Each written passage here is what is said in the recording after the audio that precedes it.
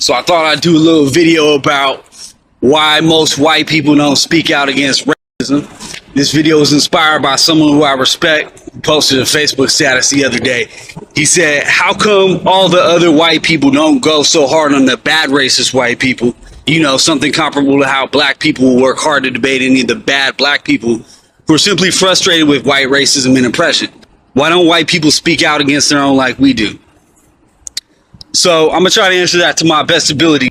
In this video, this white man explains why white people do not speak against racism. A lot of white people claim that they are not racist, and a good number of them claim that they do not see color.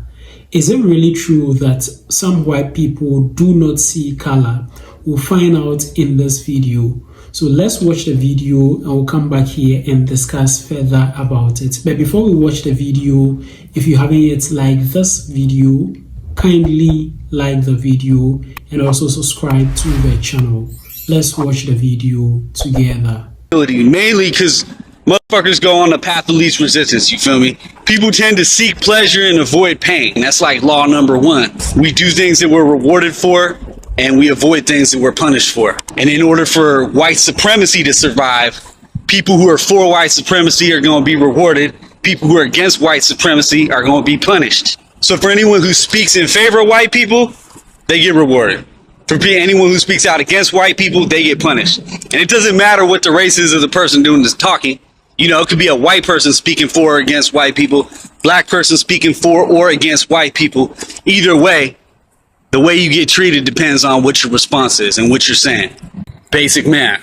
Take, for example, a black person who speaks out against black people. You know, this goes way back to slavery, those who lived in the house versus those who lived the field, whatnot.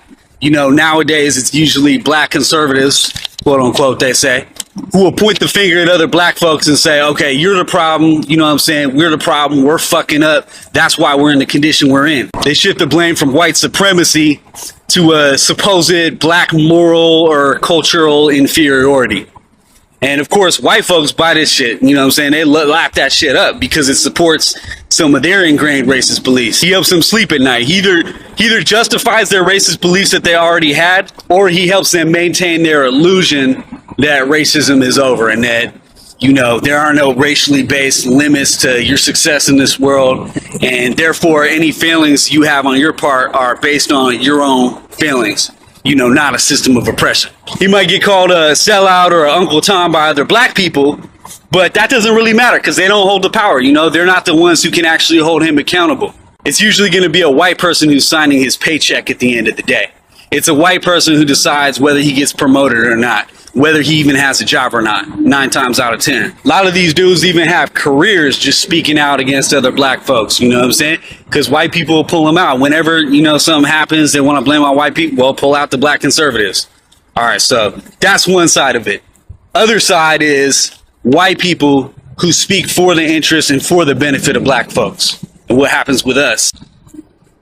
Most white people in this country either feel they have an interest in maintaining white supremacy, or at minimum, you know, in not opposing it. Because when white people do take a stand, we get ostracized for it. And if you haven't seen that happen, it's probably just because white folks who speak out in the interest of black people rarely make it on TV. We don't get called in for the interviews. You know, sure, you got some white folks who will proclaim colorblind beliefs. You know, they say we're not racist. On Martin Luther King Day, they all get around and sing Kumbaya, which is great. I'm not knocking that. But what I'm saying is, when it comes to actually challenging white supremacy in a real way or pointing out systemic injustices in this country, suddenly they're not around.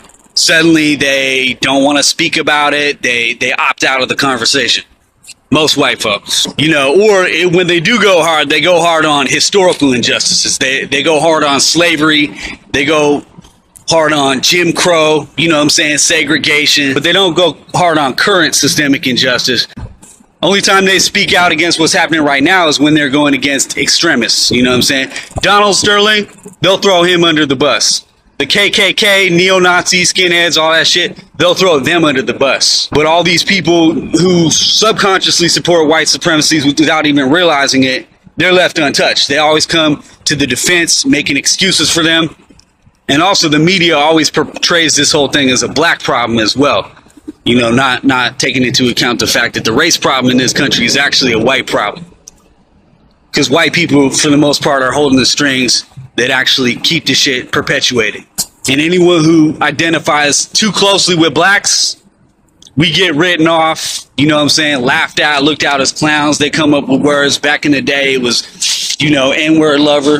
You know, they call us wiggers, you know, all these different words they have to dismiss and shut down basically white folks who get too close to black folks. And it's funny because on one hand, you'll see the white saviorism mentality. You know, they got these movies coming out where it's all like the white people helping out the poor black people, you know, this paternalistic idea we have. But that's a fictionalized version. The actual white folks who really put themselves on the line and died for this shit, you never hear them mentioned. They don't talk about them in Black History Month. They don't talk about it when they're talking about the civil rights movement. They don't talk about John Brown. You know what I'm saying? Hell, I can't even name most of the white activists from the past. And me being who I am, I should know. Most of us don't even know because it's hard. You got to dig deep to find that shit. And I'll tell you why. It's because they don't want us to see that. They don't want us to identify with that. They don't want us to see that as an option for us. If we look at it like black folks stand up for black folks, white folks, all we have to do is just quote unquote not be racist, you know, and just go about living our lives in comfort. Well, this is what happened. Black folks get the impression that we don't care. They get the impression that white folks just don't give a fuck because of what they go through every day and what we continuously fail to acknowledge. Or even if we do acknowledge, we fail to do anything about it or speak out actively against it. And then white folks, because we don't see other white folks standing up for it, we get the impression that it's not our battle. We're not told the story that it's our battle. You know, and the cycle just keeps continuing on and on. Hell, I've even got people close to me, people who I know are not racist in their heart, who preach humanitarian values, all this shit. They've told me this is not my battle. Why are you fighting this? People I know and love. And when otherwise well-meaning white folks tell me that this isn't my fight, I ask you a question. Why the fuck isn't it yours? How about that? Think about that. Welcome back. So in this video, this white man explains why white people do not speak against racism. So a lot of white people claim that they are not racist, but why do they not speak against racism? Is there something that we need to know, or is there something that they are covering up that we need to know? I believe this white man spilled the tea, and then he explained to all of us why white people do not speak against racism, yet they claim that they are not racist. So this man explains that there is something he mentioned as the path of least resistance. That is, as humans, we do things that we are rewarded for, and then we do less of things that we are punished for. So if there is anything that will bring us reward, we'll do a lot of that things. And if there is anything that will bring us punishment, we'll do less or possibly none of those things. Now he says that people are punished for speaking on racism regardless of their race or their skin color. So if you are a white person and you keep speaking on racism, you will be put in a certain category of people. That is, you will be treated in some way that you'll be equated to that of the black people for speaking against racism. So if you speak against racism, whether you are black or you are white, there is some things that is going to work against you. You will not even be called for interviews on major platforms. You will not be called to speak on major platforms. There are lots of things that he believes will go against you if you speak on the subject of racism if you are a white person. So only a few people have been able to step out of their comfort zone in order to speak against racism, and majority of these people are always being ostracized for speaking against racism. So that is why a lot of people do not speak against racism.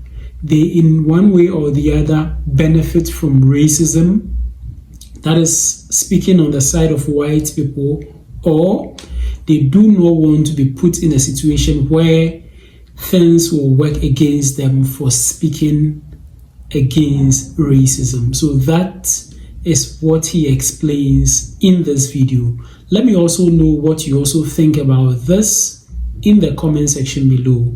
Don't forget to share this video with your friends and your family on other social media platforms like WhatsApp, Facebook, Instagram, X, TikTok, and other social media platforms. Also subscribe to the channel. Just click the subscribe button down here.